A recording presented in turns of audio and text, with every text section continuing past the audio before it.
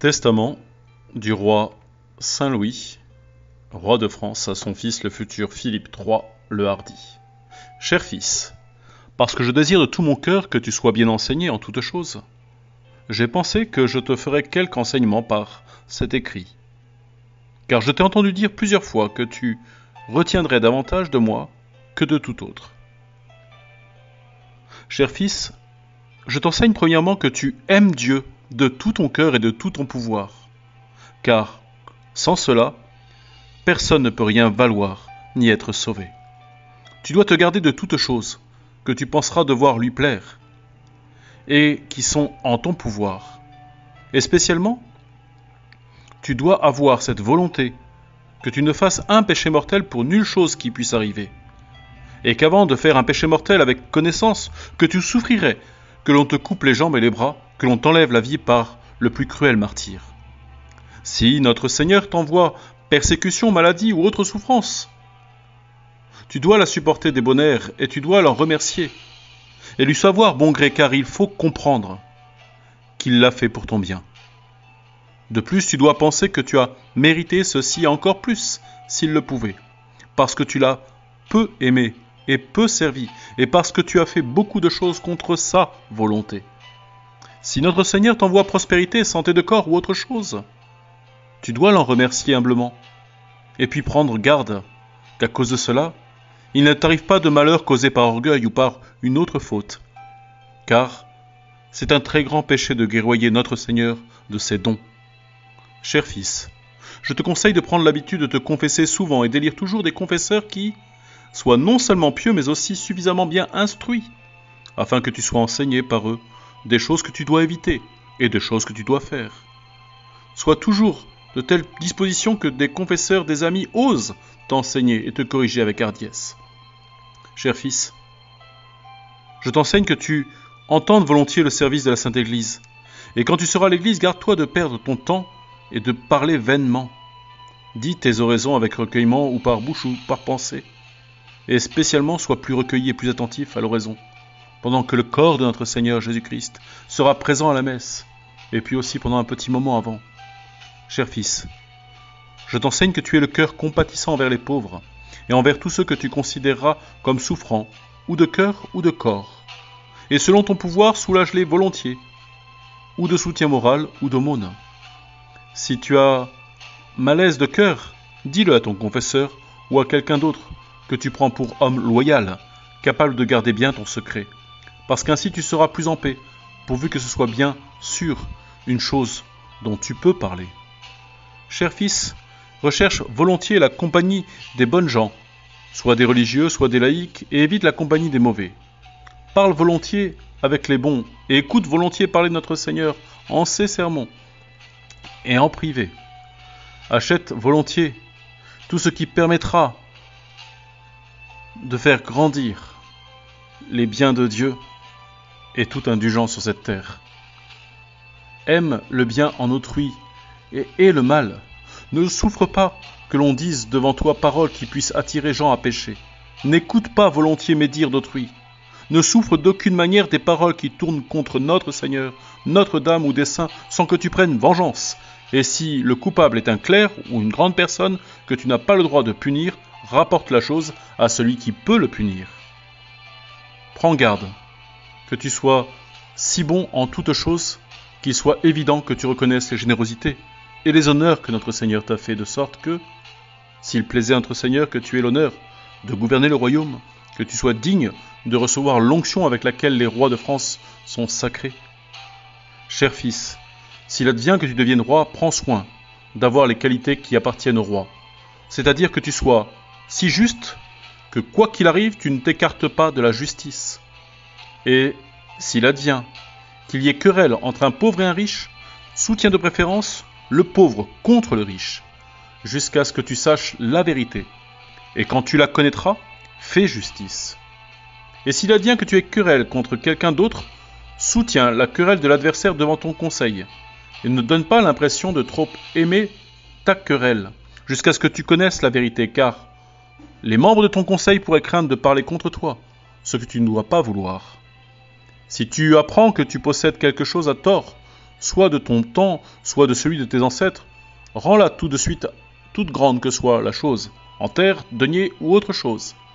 Si le problème est tellement épineux que tu n'en puisses savoir la vérité, arrive à une telle solution en consultant ton conseil de prud'homme, que ton âme et celle des ancêtres soient en repos. Et, si jamais tu entends dire que tes ancêtres aient fait restitution, prends toujours soin à savoir s'il en reste encore quelque chose à rendre. Si tu la trouves, rends-la immédiatement, pour le salut de ton âme et celle de tes ancêtres.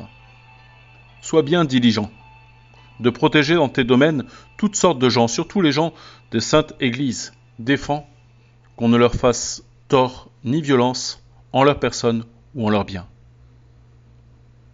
Je veux te rappeler ici une parole que dit le roi Philippe, mon aïeul, comme quelqu'un de son conseil m'a dit l'avoir entendu. Le roi était un jour avec son conseil privé, comme l'était aussi celui qui m'a parlé de la chose, et quelques membres de son conseil lui disaient que les clercs lui faisaient grand tort, et qu'on se demandait avec étonnement comment il le supportait. Il répondit : « Je crois bien qu'ils me font grand tort, mais quand je pense aux honneurs que notre Seigneur me fait, je préfère de beaucoup souffrir mon dommage que de faire chose par laquelle il arrive esclandre entre moi et sainte Église. Je te rappelle ceci pour que tu ne sois pas trop dispo à croire autrui contre les personnes d'Église. Tu dois donc les honorer, les protéger afin qu'elles puissent faire le service de notre Seigneur en paix. Ainsi, je t'enseigne que tu aimes principalement les religieux, que tu les secours volontiers dans leurs besoins. Et ceux par qui tu crois que notre Seigneur soit le plus honoré et servi, ceux-là, aime-les plus que les autres. Cher fils, je t'enseigne que tu aimes et honores ta mère, que tu retiennes volontiers et observes ses bons enseignements, et sois enclin à croire ses bons conseils.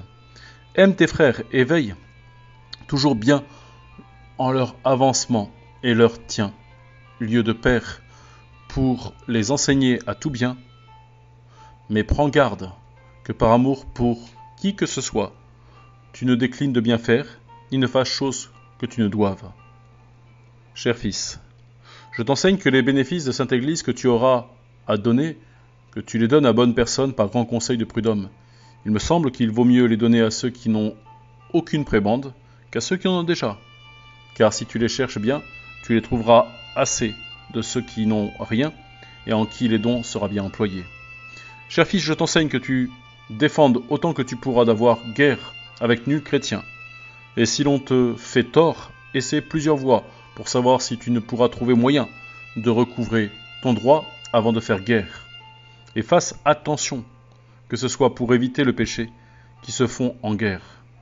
Et s'il advient que tu doives la faire, ou parce qu'un de tes hommes manque en ta cour d'en s'emparer de ses droits, ou qu'il fasse tort à quelque église ou à quelque pauvre personne, ou à qui que ce soit et ne veuille pas faire amende, ou pour n'importe quel autre cas raisonnable pour lequel il faut faire guerre, commande diligemment que les pauvres gens qui ne sont pas coupables du forfaiture soient partagés, et que dommage ne leur vienne ni par incendie ni par autre chose, car il te vaudrait mieux contraindre le malfaiteur en prenant ses possessions, ses villes ou ses châteaux par force de siège. Et garde que tu sois bien conseillé avant de déclarer la guerre, que la cause en soit tout à fait raisonnable, que tu aies bien averti le malfaiteur, que tu aies assez entendu et attendu, comme tu le devras. Cher fils, je t'enseigne que les guerres et les luttes qui sont en ta terre ou entre tes hommes, que tu te donnes la peine autant que tu le pourras de les apaiser, car c'est une chose qui plaît beaucoup à notre Seigneur. Et Monsieur Saint-Martin nous a donné un très grand exemple, car au moment où il savait par notre Seigneur qu'il devait mourir, il allait faire la paix entre les clercs de son archevêché. Il lui a semblé, en le faisant, qu'il mettait bonne fin à sa vie. Cher fils, prends garde, diligemment, qu'il y ait bon bailli et bon prévôt en ta terre, et fais souvent prendre garde qu'il fasse bien justice, et qu'il ne fasse à autrui tort ni chose ni que noave. De même ceux qui sont en ton hôtel, fais prendre garde qu'il ne fasse injustice à personne, car bien combien que tu dois haïr le mal qui existe en autrui, tu dois haïr davantage celui qui viendrait de ceux qui auraient reçu leur pouvoir de toi, et tu dois garder et défendre davantage ce que n'advienne. Cher fils, je t'enseigne que tu sois toujours dévoué à l'Église de Rome, et notre Saint-Père le Pape, et lui porte respect et honneur comme tu le dois à ton Père spirituel. Cher Fils, donne volontiers pouvoir aux gens de bonne volonté qui en sachent bien user, et mets grande peine à ceux que les péchés soient supprimés en ta terre, c'est-à-dire les vilains serments et toute chose qui se fait ou se dit contre Dieu ou Notre-Dame ou les saints. Péché de corps, de jeu, de dés, taverne ou autres péchés. Fais abattre tout ceci en ta terre, sagement et en bonne manière. Fais chasser les hérétiques et les autres mauvais gens de ta terre, autant que tu le pourras, en requérant comme il le faut le sage conseil de bonnes gens, afin que ta terre en soit purgée. Avance le bien par tout ton pouvoir. Mets grand peine à ce que tu saches reconnaître les bontés que notre Seigneur t'aura fait et que tu l'en saches remercier. Cher Fils, je t'enseigne que tu aies une solide intention, que les derniers que tu dépenseras soient dépensés à bon usage, que ces deniers soient levés justement. Et cet insens que je voulais beaucoup que tu eusses, c'est-à-dire que tu gardasses des dépenses frivoles, des perceptions injustes, et que tes deniers fussent justement levés et bien employés. C'est ce même sens que t'enseigne notre Seigneur avec les autres sens, qu'ils te sont profitables et convenables. Cher Fils, je te prie, s'il te plaît, à notre Seigneur que je trépasse de cette vie avant toi, et que tu me fasses aider par messe et par autres raisons, et que tu demandes prière pour mon âme auprès des ordres religieux du royaume de France, que tu entendes dans tout ce que tu feras de bon, que notre Seigneur m'y donne part. Cher Fils, je te donne toute la bénédiction qu'un Père peut et doit donner à son Fils. Je prie notre Seigneur Dieu Jésus-Christ, que par sa grande miséricorde, et par les prières et par les mérites de sa bienheureuse Mère, la Vierge Marie, des anges et des archanges, de tous les saints et de tous les saintes, il te garde, te défende, que tu ne fasses chose qui soit contre sa volonté, qu'il te donne grâce de faire sa volonté, afin qu'il soit servi et honoré par toi. Puisse-t-il accorder à toi et à moi, par sa grande générosité, qu'après cette mortelle vie, nous puissions venir à lui pour la vie éternelle, là nous puissons le voir, l'aimer et le louer sans fin. Amen. À lui gloire, honneur et louange, qui est un Dieu avec le Père et le Saint-Esprit, sans commencement et sans fin. Amen.